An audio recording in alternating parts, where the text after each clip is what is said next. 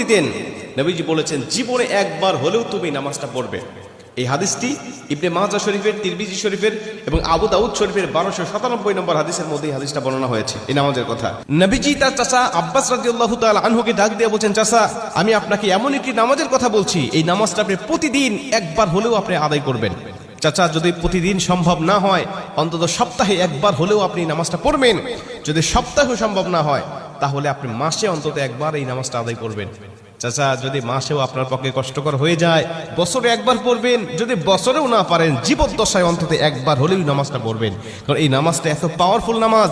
এই নামাজটা আদায় করার কারণে আপনার প্রকাশ্যে অপ্রকাশ্যে যত গুনাহ করেছেন, আপনার ইচ্ছায় অনিচ্ছায় যত গুনাহ করেছেন, আপনার অতীত জীবনে যত গুনাহ করেছেন, সব গুনাহ আল্লাহ আপনাকে ক্ষমা করে দেবে। চাচা, এই নামাজটার নিয়মটা একটু ব্যতিক্রম। এই নামাজটাকে বলা হয় সালাতুত তাসবিহ। এই নামাজের মধ্যে অতিরিক্ত কিছু তাসবিহ পাঠ করতে হয়। সুবহানাল্লাহ।